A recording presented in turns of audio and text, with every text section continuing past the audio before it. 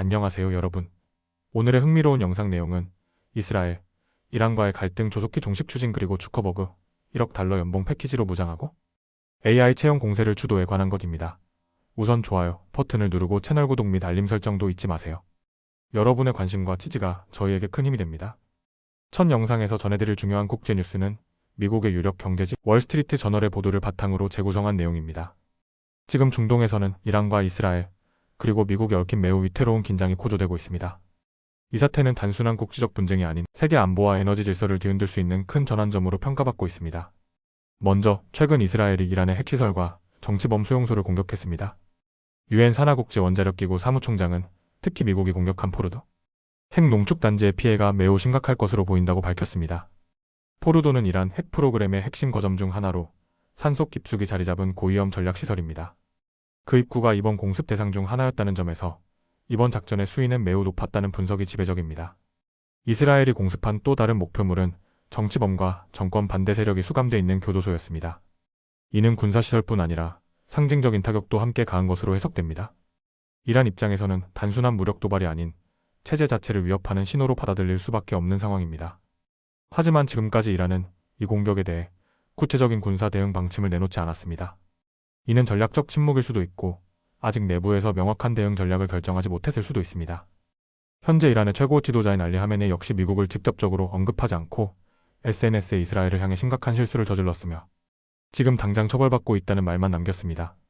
이러한 가운데 이란 정권은 두 갈림길에 서 있습니다. 하나는 미국과 이스라엘에 맞서 전면전을 감수하면서 자국의 핵 농축과 탄도미사일 개발이라는 핵심 주권을 끝까지 고수하는 길, 다른 하나는 다시 핵협상 테이블로 돌아가 일정 부분 양보하는 대신 체제 완화와 정권 유지를 도모하는 길입니다. 유럽 지도자들은 이란에게 경고의 메시지를 전했습니다. 지역의 안정을 위협하는 방식으로 대응하지 말라는 것이 유럽 각국의 공통된 입장입니다. 그만큼 이번 사태가 자칫하면 시리아, 레바논, 예멘 등 이미 불안정한 중동 지역 전체로 확산될 수 있는 위험이 크다는 것을 의미합니다. 트럼프 대통령도 이번 사태와 관련된 입장을 밝혔습니다. 그는 이란은 미국의 평화 조건을 수용해야 한다고 주장했지만 구체적인 조건이나 근거를 제시하지는 않았습니다. 또한 트럼프 대통령은 일요일 발언에서 이란 지도부가 교체될 가능성을 열어두는 듯한 입장을 취하며 긴장감을 더욱 고조시켰습니다. 이 와중에 러시아도 빠르게 움직였습니다. 블라디미르 푸틴 대통령은 모스크바에서 이란 외무장관을 직접 만나 미국의 공습은 결코 정당화될 수 없다고 말하며 러시아는 이란 국민을 돕기 위한 조치를 취하고 있다고 밝혔습니다. 이 발언은 미국과 서방에 대한 견제이자 러시아, 이란 간 전략적 연대를 공식화한 것으로 해석됩니다. 이란 군부는 훨씬 더 강경한 입장을 내놓았습니다. 일요일 발표에서 이란 핵시설에 대한 공격은 명백한 주권 침해이며 미국은 이제 전쟁의 당사자라며 미국의 군사 자산은 합법적인 타격 대상이 되었다고 경고했습니다. 이는 단순한 소사 이상의 위협일 수 있습니다. 하지만 미국 내부에서는 좀 더 절제된 시선도 존재합니다. 제이디 벤스 부통령은 이란의 우라늄 저장고는 여전히 그들이 통제하고 있다며 핵 확산 가능성에 대한 우려를 다소 누그러뜨리는 발언을 했습니다. 이는 미국이 지금 당장 전면전까지는 원치 않는다는 신호일 수 있습니다. 지금 중동의 하늘 아래에는 여러 나라의 전투기들이 뜨고 있고 이란 주변 해역에는 미국 항공모함이 배치되어 있습니다. 그 어느 때보다 충돌의 가능성이 현실적으로 다가오고 있는 순간입니다. 하지만 동시에 이란과 이스라엘, 미국 모두가 치러야 할 대가 역시 매우 크다는 점에서 외교적 해법의 가능성도 완전히 닫히지는 않았습니다. 다음 영상에서 전해드릴 흥미롭고도 치열한 기술 경쟁 소식은 미국 유력 경제지 월스트리트 저널의 보도를 바탕으로 재구성된 이야기입니다. 주인공은 메타의 최고 경영자 마크 저커버그입니다.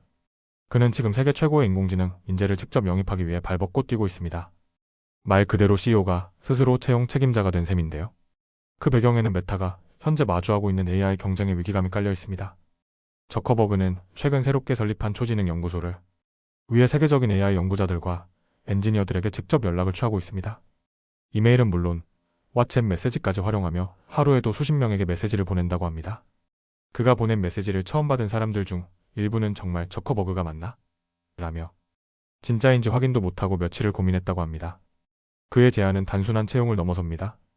수천만 달러, 많게는 1억 달러 규모의 보상 패키지, 스타트업 지분 매입, 심지어는 아예 회사를 통째로 인수하겠다는 제안도 있습니다. 이미 그는 AI 데이터 기업 스케일을 약 140억 달러에 인수했고 해당 스타트업의 CEO는 저커버그가 이끄는 새 AI팀의 핵심 리더가 될 예정입니다. 이 거래로 해당 인물은 역사상 가장 높은 연봉을 받는 인재 중 하나로 기록될 전망입니다. 하지만 아무리 돈이 많아도 모든 인재를 끌어올 수는 없습니다. 저커버그는 오픈 AI의 공동 창립자 존 슐먼, 소라 개발자 빌 피블스, 그리고 수차례 화제를 모은 일리아, 수축 해버까지 영입하려 했지만 모두 실패했습니다. 오픈 AI는 저커버그의 영입 시도를 저지하기 위해 반대 제안을 했고, 이직을 고민하던 인재들에게 더 높은 연봉과 더 큰 자율권을 약속하며 붙잡았습니다. 메타의 내부 분위기도 단순하지만은 않습니다. 지난 몇 달간 AI 관련 부서에서 구조조정이 있었고, 회사가 어떤 방향으로 가고 있는지 불확실하다는 이유로 영입이 지지부진한 경우도 있었습니다. 비평가들은 메타가 자사의 AI 모델을 과장해 발표했고, 새로운 모델은 예정대로 공개되지도 않았다고 지적했습니다. 이런 문제를 돌파하기 위해 저커버그는 아예 채용 전면에 나섰습니다. 그는 현재 메타의 채용 임원들과 함께 채용 파티라는 이름의 왓츠앱 채팅방에 직접 참여하며 대상이 될 만한 사람을 발견하면 자신이 먼저 메시지를 보냅니다. 이 과정에서 그는 상대방이 어떤 방식으로 소통하는 걸 좋아하는지도 직접 확인하며 접근합니다. 그는 메타가 보유한 막대한 광고 수익과 고성능 AI 칩에 대한 접근 권한을 강조하며 연구자들이 자원 걱정 없이 마음껏 연구할 수 있다는 점을 강점으로 내세웁니다. 이 모든 과정을 통해 저커버그는 세계 최고 인재 네트워크와의 연결을 확장하고 기술력 확보에 사활을 걸고 있습니다. 저커버그는 이들을 직접 캘리포니아, 팔로알토나 타호 호수의 자택으로 초청해 식사를 대접하고 사무실 위치와 팀 구성, 조직 구조에 이르기까지 세세한 사항에 깊이 관여하고 있습니다. 그는 기술 논문을 직접 읽고 연구자를 파악하며 마치 AI 사령관처럼 이 전장을 진두지휘하고 있는 것입니다.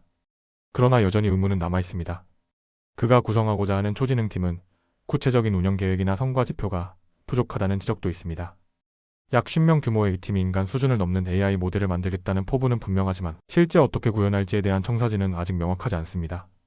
게다가 메타 내부에서도 AI 기술의 방향성에 대한 의견 차이는 존재합니다.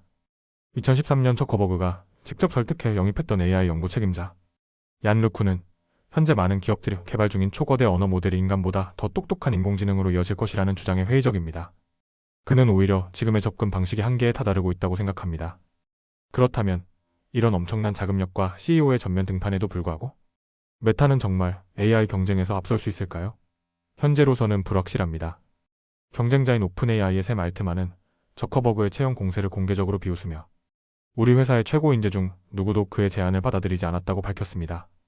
지금은 AI 산업의 권력 지형이 하루가 다르게 변하고 있습니다. 돈, 기술, 인재, 그리고 비전. 이 모든 요소가 맞물릴 때 비로소 새로운 패권이 탄생합니다. 메타가 다시 한번 기술의 최전선으로 복귀할 수 있을지 아니면 무리한 도전으로 남을지는 앞으로의 몇 달이 결정할 것입니다. 오늘은 여기까지입니다. 다음 영상에서 더 유익하고 흥미로운 내용으로 찾아뵙겠습니다. 이 영상은 투자 의견이 아닙니다. 매우 감사합니다.